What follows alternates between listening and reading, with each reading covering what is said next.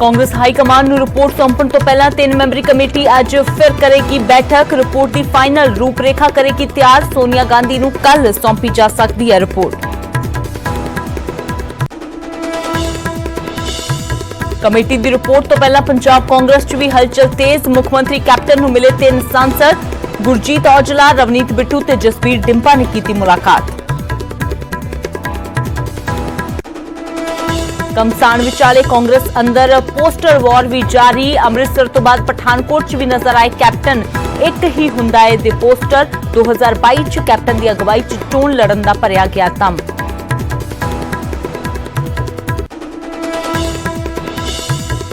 ਕੇਂਦਰ ਦੇ ਮੁਫਤ ਵੈਕਸੀਨ ਦੇ ਐਲਾਨ ਤੇ ਰਾਹੁਲ ਵੱਲੋਂ ਸਵਾਲ ਚੁੱਕਣ ਤੇ ਹਰਦੀਪ ਪੁਰੀ ਦਾ ਪਲਟਵਾਰ। ਤੰਜ਼ ਕੱਸਦਿਆਂ ਬੋਲੇ ਕਿ ਆਪਣੀ ਹੀ ਪਾਰਟੀ ਦੀ ਪੰਜਾਬ ਸਰਕਾਰ ਤੇ ਸਵਾਲ ਚੁੱਕ ਰਹੇ ਨੇ ਰਾਹੁਲ।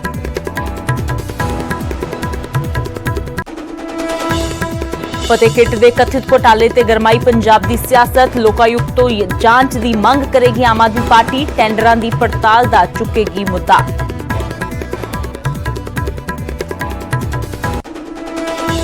FIR ਦਰਜ ਹੋਣ ਤੇ ਭੜਕੇ ਵਿਰੋਧੀ ਧਿਰ। ਬੋਲੇ ਆਵਾਜ਼ ਦਬਾਉਣ ਦੀ ਕੋਸ਼ਿਸ਼ ਕਰ ਰਹੀ ਹੈ ਸਰਕਾਰ, ਪਰ ਅਸੀਂ ਡਰਨ ਵਾਲੇ ਨਹੀਂ। ਸਿਹਤ ਮੰਤਰੀ ਖਿਲਾਫ ਪ੍ਰਦਰਸ਼ਨ ਕਰਨ ਤੇ ਕੱਲ ਅਕਾਲੀ ਤੇ ਆਪ ਲੀਡਰਾਂ ਤੇ ਦਰਜ ਹੋਏ ਸੀ ਪਰਚੇ। ਹਰਿਆਣਾ ਦੇ ਮੁੱਖ ਮੰਤਰੀ ਨੇ ਕੀਤਾ ਪੰਚਕੂਲਾ ਡਿਵੈਲਪਮੈਂਟ ਅਥਾਰਟੀ ਬਣਾਉਣ ਦਾ ਐਲਾਨ। ਗੁਰੂਗ੍ਰਾਮ ਅਤੇ ਫਰੀਦਾਬਾਦ ਤੋਂ ਬਾਅਦ ਇਹ ਤੀਜੀ ਅਥਾਰਟੀ। ਸੀਐਮ ਬੋਲੇ ਪੰਚਕੂਲਾ ਨੂੰ ਬਣਾਵਾਂਗੇ ਉਦਯੋਗਿਕ ਸਿੱਖਿਆ ਤੇ ਟੂਰਿਜ਼ਮ ਹੱਬ। ਦੇਸ਼ 'ਚ ਕੋਰੋਨਾ ਦੀ ਲਗਾਤਾਰ ਘਟ ਰਹੀ ਰਫ਼ਤਾਰ। ਕਰੀਬ 2 ਮਹੀਨਿਆਂ ਬਾਅਦ 1 ਲੱਖ ਤੋਂ ਘੱਟ ਨਵੇਂ ਕੇਸ ਆਏ ਸਾਹਮਣੇ। ਮੌਤਾਂ ਦੇ ਅੰਕੜੇ 'ਚ ਵੀ ਆਈ ਕਮੀ।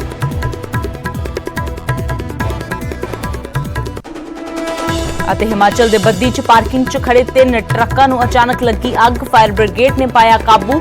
2 ਟਰੱਕ ਪੂਰੀ ਤਰ੍ਹਾਂ ਸੜ ਕੇ ਸੁਆਹ।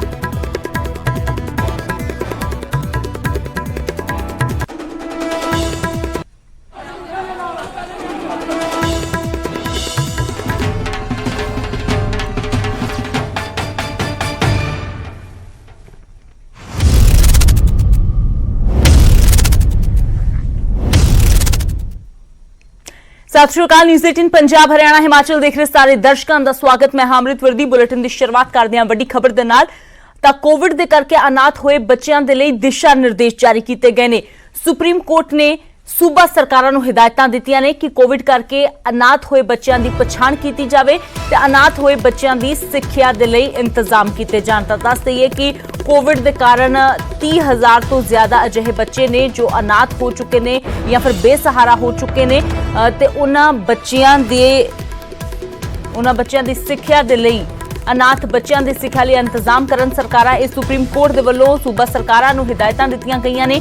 ਸੁਪਰੀਮ ਕੋਰਟ ਨੇ ਕਿਹਾ ਕਿ ਇਹਨਾਂ ਬੱਚਿਆਂ ਨੂੰ ਤੁਰੰਤ ਵਿੱਤੀ ਮਦਦ ਦਿੱਤੀ ਜਾਵੇ। ਦੱਸ ਦਈਏ ਕਿ ਕੱਲ ਸੁਪਰੀਮ ਕੋਰਟ 'ਚ ਕੌਮੀ ਬਾਲ ਅਧਿਕਾਰ ਸੁਰੱਖਿਆ ਕਮਿਸ਼ਨ ਨੇ ਜਾਣਕਾਰੀ ਦਿੱਤੀ ਸੀ ਕਿ ਕੋਰੋਨਾ ਕਰਕੇ 30,000 ਦੇ ਕਰੀਬ ਬੱਚੇ ਬੇਸਹਾਰਾ ਹੋਏ ਨੇ। ਇਹ ਉਹ ਬੱਚੇ ਨੇ ਜਿਨ੍ਹਾਂ ਦੇ ਮਾਤਾ-ਪਿਤਾ ਦੋਵੇਂ ਜਾਂ ਫਿਰ ਦੋਵਾਂ 'ਚੋਂ ਕਿਸੇ ਇੱਕ ਦੀ ਮੌਤ ਹੋ ਗਈ ਹੋਵੇ, ਜਿਸ ਕਾਰਨ ਜਾਂ ਤਾਂ ਇਹ ਬੱਚੇ ਅਨਾਥ ਹੋ ਗਏ ਨੇ ਜਾਂ ਫਿਰ ਬੱਚੇ ਬੇਸਹਾਰਾ ਹੋਏ ਨੇ। ਤਾਂ ਇਹਨਾਂ ਦੇ ਉੱਪਰ ਤੁਰੰਤ ਜੋ ਨੋਟਿਸ ਲੈਂਦਿਆਂ ਸੁਪਰੀਮ ਕੋਰਟ ਨੇ ਸੂਬਾ ਸਰਕਾਰਾਂ ਨੂੰ ਹਿਦਾਇਤਾਂ ਦਿੱਤੀਆਂ ਨੇ ਕਿ ਤੁਰੰਤ ਇਹਨਾਂ ਬੱਚਿਆਂ ਦੀ ਮਦਦ ਕੀਤੀ ਜਾਵੇ। सुशील पांडे साडे सहयोगी दिल्ली तो ज्यादा जानकारी दे लिए जुड़े ने। तो सुशील, ये बेहद कह सकते हैं कि दुखद बात है कि 30,000 से ज्यादा ऐसे बच्चे हैं जिन्होंने या तो अपने माँ बाप दोनों या फिर दोनों में से किसी एक को गंवा दिया। तो फिलहाल सुप्रीम कोर्ट की ओर से और क्या कुछ दिशा निर्देश प्रदेश सरकारों को कहे गए हैं? तो सुप्रीम कोर्ट का यह अहम आदेश है। सुप्रीम कोर्ट ने साफ तौर से केंद्र शासित प्रदेश और सभी राज्य सरकारों को आदेश दिया है और वो ये आदेश फिलहाल उन बच्चों के लिए है जो कोविड यानी कि कोरोना के दूसरे वेव में उन्होंने या तो अपने बच्चों को अपने माता पिता को खो दिया है या माता पिता में से एक को खो दिया है। सुप्रीम कोर्ट ने जो आदेश दिया उसमें राज्य सरकार से ये कहा है कि कहीं ना कहीं इस पूरे प्रकरण में अनाथ बच्चों की जो शिक्षा है उसको जारी रखने के लिए राज्य सरकार अपना प्रावधान जारी करे। वही सुप्रीम कोर्ट ने केंद्र शासित प्रदेशों से उन बच्चों की पहचान करने के लिए भी कहा है जो कोविड-19 के तहत अनाथ हो गए हैं। सुप्रीम कोर्ट ने यह भी कहा है कि सभी राज्यों को बिना किसी देरी के ऐसे बच्चों की जानकारी एनसीपीसीआर के पोर्टल पर अपलोड किया जाएगा ताकि एक रिकॉर्ड रखा जाए कि कितने बच्चे अनाथ हुए हैं। बहरहाल सबसे महत्वपूर्ण बात सुप्रीम कोर्ट ने यह भी कहा है कि एनजीओ और डिस्ट्रिक्ट चाइल्ड प्रोटेक्शन यूनिट को यह निर्देश दिया है कि बच्चों के खाना, दवा, कपड़े और राशन इसका बंदोबस्त सुनिश्चित करें। सुप्रीम कोर्ट ने ये कहा है कि ऐसे बच्चे जिनके गार्जियन उनका सही से रखरखाव नहीं कर पा रहे हैं, ऐसे बच्चों को तुरंत CWC के सामने पेश किया जाए। सुप्रीम कोर्ट ने साफ तौर से ये कहा है कि ये तमाम जो आदेश है वो 24 घंटे के भीतर तमाम राज्य सरकारें तुरंत पालन करेंगी। जी बिल्कुल सुशील, तो बहुत से बच्चे हैं जो इस समय अपनों को तो खो चुके हैं लेकिन सहारे की तलाश में हैं, तो ऐसे में ये प्रदेश सरकारों की जिम्मेवारी बनती है उन बच्चों का पालन पोषण करना, उनको शिक्षा दिलाना। शुक्रिया इस तमाम जानकारी के लिए। ਤਾਂ ਸੁਪਰੀਮ ਕੋਰਟ ਦੇ ਵੱਲੋਂ ਦਿਸ਼ਾ ਨਿਰਦੇਸ਼ ਦਿੱਤੇ ਗਏ ਨੇ ਸੂਬਾ ਸਰਕਾਰਾਂ ਨੂੰ, ਤੇ 24 ਘੰਟਿਆਂ ਦੇ ਵਿੱਚ ਇਸ ਤੇ ਅਮਲ ਕਰਨ ਦੇ ਲਈ ਵੀ ਕਿਹਾ ਗਿਆ ਹੈ ਕਿ ਕੋਵਿਡ ਕਰਕੇ ਜਿਹੜੇ ਬੱਚੇ ਅਨਾਥ ਹੋਏ ਨੇ, ਜਿਹੜੇ ਬੱਚੇ ਬੇਸਹਾਰਾ ਹੋਏ ਨੇ, ਉਹਨਾਂ ਦੀ ਸਿੱਖਿਆ ਦਾ ਇੰਤਜ਼ਾਮ ਸੂਬਾ ਸਰਕਾਰਾਂ ਕਰਨ, ਜਾਂ ਉਹਨਾਂ ਦੇ ਵਿੱਚ ਜਿਹੜੇ ਬੱਚੇ ਨੇ ਜਿਨ੍ਹਾਂ ਨੂੰ ਖਾਣ ਪੀਣ ਲਈ ਨਹੀਂ ਮਿਲ ਰਿਹਾ ਜਾਂ ਜਿਨ੍ਹਾਂ ਦੇ ਰਹਿਣ ਦੇ ਲਈ ਵੀ ਚੰਗਾ ਠਿਕਾਣਾ ਨਹੀਂ ਹੈ, ਤਾਂ ਉਹ ਵੀ ਸੂਬਾ ਸਰਕਾਰਾਂ ਉਸ ਬੱਚਿਆਂ ਨੂੰ ਉਹਨਾਂ ਦੀ ਲਿਸਟ ਬਣਾ ਕੇ ਦੇਖਣ ਤੇ ਉਹਨਾਂ ਦੇ ਲਈ ਕੀ ਕੀਤਾ ਜਾ ਸਕਦਾ ਹੈ, ਇਹ ਵੀ ਸੁਪਰੀਮ ਕੋਰਟ ਦੇ ਵਿੱਚ ਜਾਣਕਾਰੀ ਦੇਣ।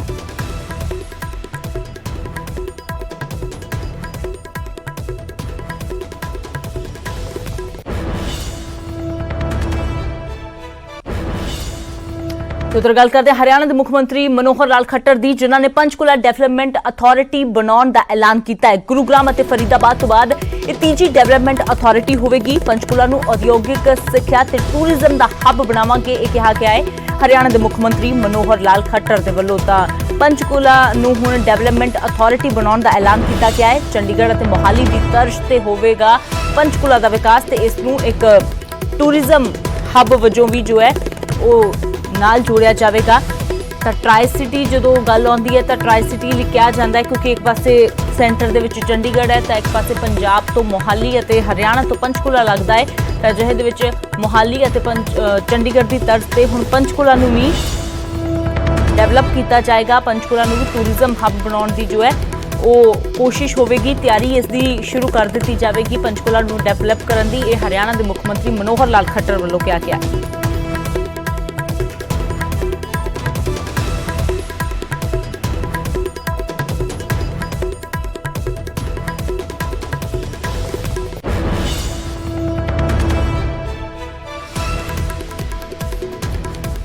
मनोज साढ़े सहयोगी ज्यादा जानकारी लिए जुड़े ने। तो मनोज, ट्राई सिटी का हिस्सा है पंचकुला और अब इसको भी चंडीगढ़ और मोहाली की तर्ज पर डेवलप किया जाएगा, और क्या कुछ कहा गया है मुख्यमंत्री की ओर से, किस तरीके से विकास किया जाएगा पंचकुला का? देखिए, अभी प्रेस कॉन्फ्रेंस चल रही है और मुख्यमंत्री मनोहर लाल ने ऐलान किया है कि पंचकुला महानगर डेवलपमेंट अथॉरिटी यानी कि पंचकुला मेट्रोपॉलिटन डेवलपमेंट अथॉरिटी गठित कर दी गई है, जो पंचकुला का विकास बहुत तेजी से करेगी और पहले उसको मोहाली के बराबर और उसके बाद चंडीगढ़ की तर्ज पर पंचकुला को किया जाएगा। दरअसल मुख्यमंत्री का कहना है कि पंचकुला कहीं ना कहीं पिछड़ इसलिए गया कि यहाँ पे जो नीतियां थी वो उसमें काफी अंतर था। यहाँ पर जो कुछ चार्जेस थे डेवलपमेंट को लेकर, हॉस्पिटल बनाने को लेकर या नए प्रोजेक्ट्स को लेकर, वो चंडीगढ़ और मोहाली के मुकाबले बहुत ज्यादा थे, इसलिए इन्वेस्टर कम यहाँ पर आकर्षित हुए हैं। इसलिए अब बहुत ज्यादा दरें, चाहे वो डेवलपमेंट चार्जेस की बात हो या दूसरे चार्जेस हो, उनको कम किया गया है। तो यहाँ पर बड़ी तेजी से, चाहे वो एजुकेशन हब हो, टूरिज्म का हब हो, इंडस्ट्रियल हब हो, हर तरीके से यहाँ पंचकुला का डेवलपमेंट किया जाएगा। जी मनोज, शुक्रिया फिलहाल इस तमाम जानकारी के लिए। पंचकुला ਨੂੰ ਉਦਯੋਗਿਕ ਸਿੱਖਿਆ ਤੇ ਟੂਰਿਜ਼ਮ ਦਾ ਹੱਬ ਬਣਾਇਆ ਜਾਵੇਗਾ। ਪੰਚਕੂਲਾ ਨੂੰ ਡਿਵੈਲਪਮੈਂਟ ਅਥਾਰਟੀ ਬਣਾਉਣ ਦਾ ਐਲਾਨ ਹਰਿਆਣਾ ਸਰਕਾਰ ਵੱਲੋਂ ਕੀਤਾ ਗਿਆ ਹੈ।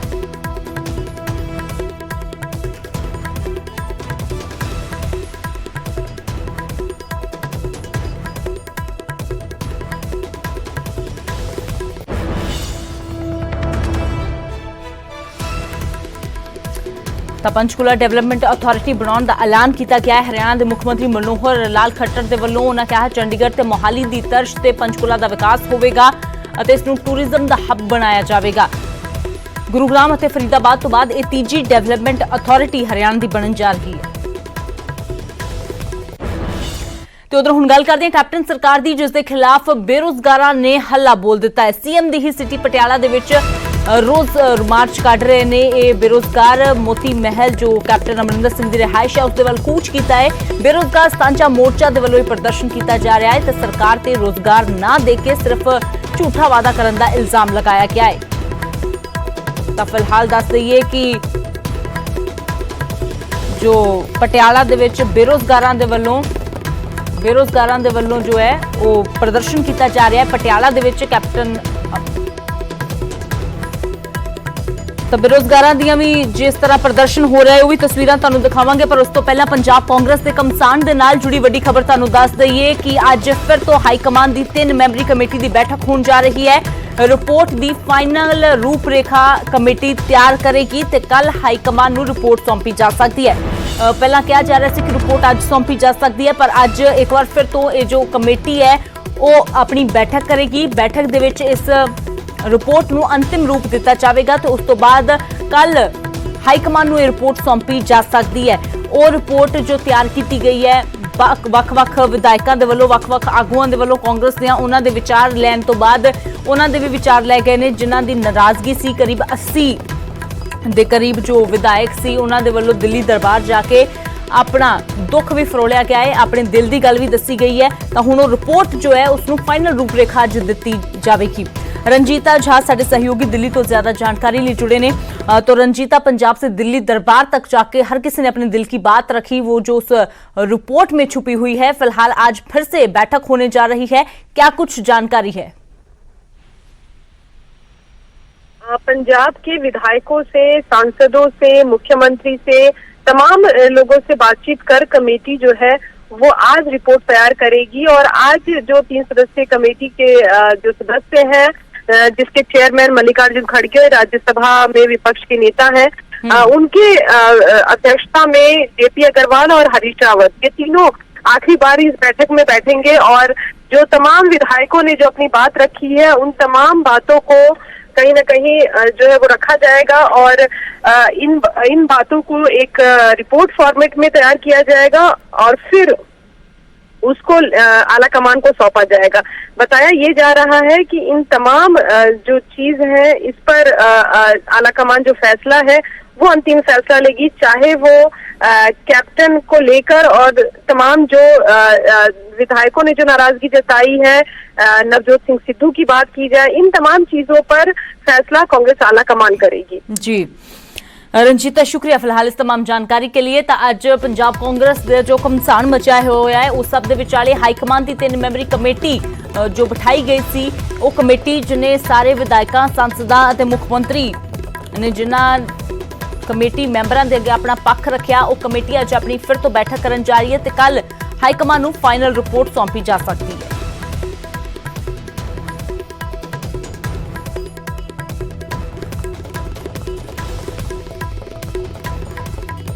तो उधर कैप्टन सरकार के खिलाफ बेरोजगारों का हल्ला बोल अज देखने को मिल रहा है। CM city captain Amarinder Singh ने ही शाही शहर पटियाला दे विच जिथे बेरोजगार जो नौजवान ने वो रोस मार्च कढ़ रहे हैं। मुख्यमंत्री की रिहाइश मोती महल वाल इन्हां बेरोजगारों ने कूच किया है।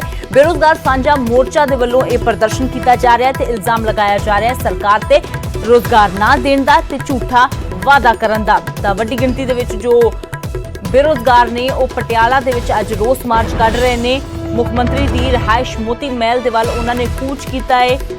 इको गल उन्होंने वालों कही जा रही है कि घर घर रोजगार का जो वादा सरकार ने किया सी, वो वादे दे विच पूरी तरह फेल हुई है, रोजगार नहीं दिता गया है। नौजवान अज भी बेरोजगार मारे मारे फिर रहे हैं।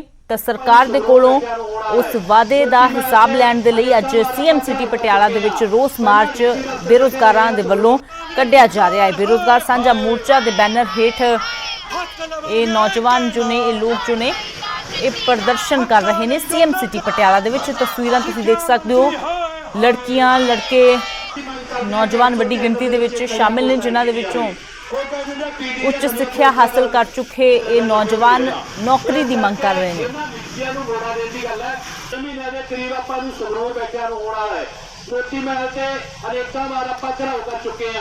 पहला डीसी दफ्तर बैठे रहे हैं संगरूर सरकार हाय हाय।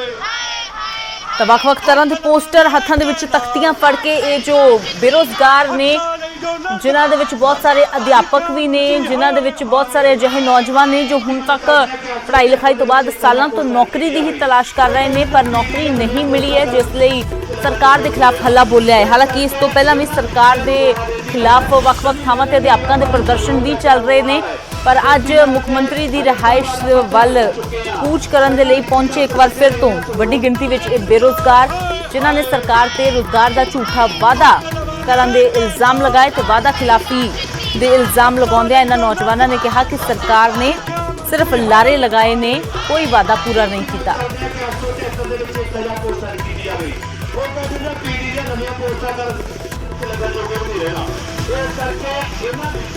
मनोज शर्मा पटियाला तो साडे सहयोगी ज्यादा जानकारी लिए जुड़े ने। तो मनोज, हालांकि कोई नवी गल नहीं है, नित दिन प्रदर्शनों का दौर सीएम दे शहर दे विच बड़ी आम जी गल हो गई है, पर प्रदर्शन करते ने वापस मुड़ जाते ने, गल उत्थे दी उत्थे ही है। फिलहाल की कुछ जानकारी इस प्रदर्शन के मुतलक?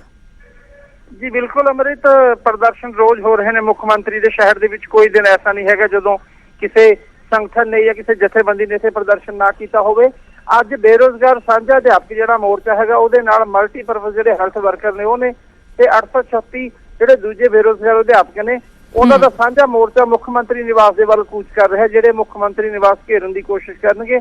ਪਰ ਇਹਨਾਂ ਨੂੰ ਰੋਕਣ ਦੇ ਲਈ ਪਹਿਲਾਂ ਜਿਹੜਾ ਯਾਦ ਬਿੰਦਰਾ ਚੌਂਕ ਹੈਗਾ ਉੱਥੇ ਵੱਡੀ ਬੈਰੀਕੇਡ ਕੀਤੀ ਗਈ ਹੈ, ਬੈਰੀਕੇਡਿੰਗ ਕੀਤੀ ਗਈ ਹੈ ਪ੍ਰਸ਼ਾਸਨ ਦੇ ਵੱਲੋਂ, ਪੁਲਿਸ ਭਾਰੀ ਸੰਖਿਆ 'ਚ ਤਾਇਨਾਤ ਹੈ। ਤੇ ਇਹਨਾਂ ਅਧਿਆਪਕ ਆਗੂਆਂ ਨੇ ਇਹੀ ਗੱਲ ਕਹੀ ਹੈ ਕਿ ਜਿੰਨਾ ਸਮਾਂ ਸਰਕਾਰ ਸਾਨੂੰ ਪੱਕੀ ਨੌਕਰੀ ਨਹੀਂ ਦਿੰਦੀ, ਅਸੀਂ ਡਿਗਰੀਆਂ ਲੈ ਕੇ ਘੁੰਮ ਰਹੇ ਹਾਂ, ਸਾਰੇ ਟੈਸਟ ਅਸੀਂ ਪਾਸ ਕੀਤੇ ਹੋਏ ਨੇ, ਇਸ ਤੋਂ ਬਾਅਦ ਵੀ ਜੇ ਸਾਨੂੰ ਨੌਕਰੀ ਨਹੀਂ ਮਿਲਦੀ ਤਾਂ ਸਾਡਾ ਜਿਹੜਾ ਪ੍ਰਦਰਸ਼ਨ ਹੈਗਾ ਲਗਾਤਾਰ ਮੁੱਖ ਮੰਤਰੀ ਦੇ ਸ਼ਹਿਰ ਦੇ ਵਿੱਚ ਉਹਨਾਂ ਦੇ ਨਿਵਾਸ ਦੇ ਅੱਗੇ ਜਾਰੀ ਰਹੂਗਾ। ਤੇ ਹੁਣ ਦੇ ਵਿੱਚ ਸੈਂਕੜੇ ਜਿਹੜੇ ਅੰਮ੍ਰਿਤ ਅਧਿਆਪਕ ਨੇ ਇਸ ਸੜਕ ਦੇ ਉੱਪਰ ਮੁੱਖ ਮੰਤਰੀ ਨਿਵਾਸ ਦੇ ਵੱਲ ਨੂੰ ਚੱਲ ਪਏ ਨੇ। ਜੀ ਬਿਲकुल मनोज, तो हालांकि मुख्यमंत्री निवास तक पहुंचण ते इन्हां नूं नहीं दिता जाएगा, रस्ते 'ਚ रोक लिया जाएगा। फिलहाल शुक्रिया इस तमाम जानकारी दे लई। तां पटियाला दीआं तस्वीरां तुसीं देखियां जिथे सीएम सिटी दे विच बेरोजगार नौजवान अज धरना दे रहे ने ते मुख्य मंत्री दी रिहाइश वल कूच कर रहे ने। फिलहाल सीधा तुहानूं लै चलदे हां लुधियाना, जिथे कथित फतेह किट घोटाले ते पंजाब बीजेपी दी प्रेस कॉन्फ्रेंस चल रही है।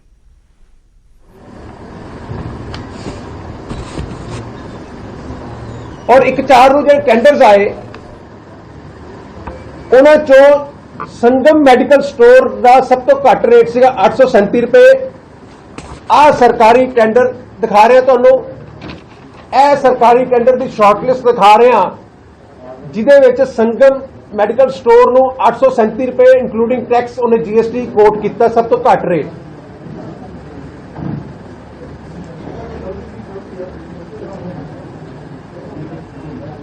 ਉਸ ਦੇ ਬਾਅਦ ਜਿਹੜੇ ਬਾਕੀ ਪਾਰਟੀਆਂ ਸੀਗੀਆਂ, ਕਿਸੇ ਨੇ 988 ਰੁਪਏ, ਕਿਸੇ ਨੇ 981 ਰੁਪਏ, ਕਿਸੇ ਨੇ 996 ਰੁਪਏ, ਇਸ ਤਰ੍ਹਾਂ ਦੇ ਕੋਟ ਕੀਤੇ।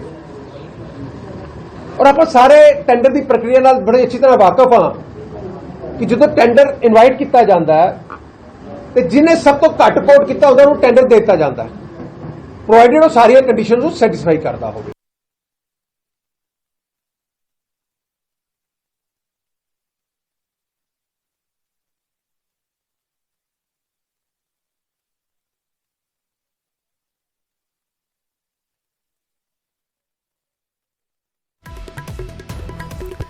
ਤਾਂ ਫਤਿਹ ਕਿੱਟ ਘੁਟਾਲੇ ਨੂੰ ਲੈ ਕੇ ਹੁਣ ਬੀਜੇਪੀ ਦੇ ਵੱਲੋਂ ਵੀ 80 ਪੈਸੇ।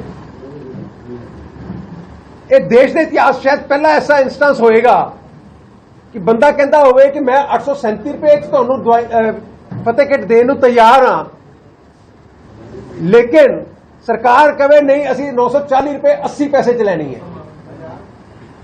ਔਰ ਸ਼ਾਇਦ ਤੁਸੀਂ ਵੀ ਕਿਸੇ ਨੇ ਐਸਾ ਦੇਖਿਆ ਨਹੀਂ ਹੋਏਗਾ ਕਿ ਇਸ ਤਰ੍ਹਾਂ ਦੀ ਲੁੱਟ ਕਿਵੇਂ ਹੁੰਦੀ ਹੈ। ਕੰਮ ਇੱਥੇ ਹੀ ਨਹੀਂ ਮੁੱਕਿਆ। ਇਹ ਲਗਭਗ 4 ਕਰੋੜ 70 ਲੱਖ 40 ਹਜ਼ਾਰ ਦਾ ਇਹ ਟੈਂਡਰ ਜਿਹੜਾ ਸੀਗਾ ਔਰ ਇਹਦੇ ਚ 103 ਰੁਪਏ ਦਾ ਸਿੱਧਾ ਕਪਲਾ ਹੋਇਆ ਪਰ ਕਿਟ। ਜਦੋਂ ਹਜੇ ਔਰ ਇਹ ਵੀ ਮੈਂ ਕਲੀਅਰ ਕਰ ਦਿਆਂ, ਇਹਦੀ ਜਿਹੜੀ ਮਿਆਦ ਸੀਗੀ ਟੈਂਡਰ ਦੇ ਵਿੱਚ ਲਿਖਿਆ ਹੋਇਆ ਹੈ ਕਿ ਕਿੱਟਾਂ ਦੀ ਸੰਖਿਆ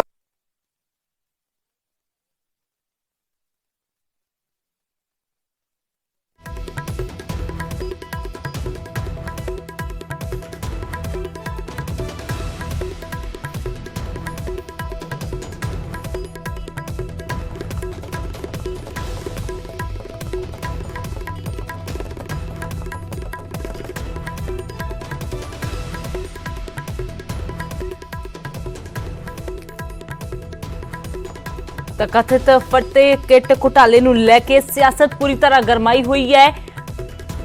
ਬੀਜੇਪੀ ਦੇ ਵੱਲੋਂ ਵੀ ਜੋ ਨਿਸ਼ਾਨੇ ਸਾਧੇ ਜਾ ਰਹੇ ਨੇ ਤੇ ਇਸ ਤੋਂ ਇਲਾਵਾ ਪਹਿਲਾਂ ਅਕਾਲੀ ਦਲ, ਆਮ ਆਦਮੀ ਪਾਰਟੀ ਵੀ ਇਸੇ ਨੂੰ ਲੈ ਕੇ ਸਰਕਾਰ ਨੂੰ ਘੇਰ ਰਹੀ ਹੈ। ਇਸ ਤੋਂ ਇਲਾਵਾ ਵੈਕਸੀਨ ਵਿਵਾਦ ਗਰਮਾਇਆ ਹੋਇਆ ਹੈ ਤਾਂ ਹੁਣ ਬੀਜੇਪੀ ਵੀ ਇਸੇ ਮਾਮਲੇ ਤੇ ਜੋ ਸਰਕਾਰ ਨੂੰ ਕਹਿ ਰਹੀ ਹੈ ਕਿ ਸਰਕਾਰ ਸਿਰਫ ਕੁਝ ਜੋ ਕੰਪਨੀਆਂ ਨੇ ਉਹਨਾਂ ਨੂੰ ਫਾਇਦਾ ਪਹੁੰਚਾਉਣ ਦੇ ਲਈ ਇਹ ਲੁੱਟ ਕਰਵਾ ਰਹੀ ਹੈ ਕਿ ਮਹਿੰਗੇ ਰੇਟ ਤੇ ਇਹ ਕਿੱਟਾਂ ਖਰੀਦੀਆਂ ਜਾ ਰਹੀਆਂ ਨੇ। ਫਿਲਹਾਲ ਇੱਕ ਛੋਟੇ ਜਿਹੇ ਬ੍ਰੇਕ ਦੇ ਲਈ ਰੁਕਦੇ ਹਾਂ।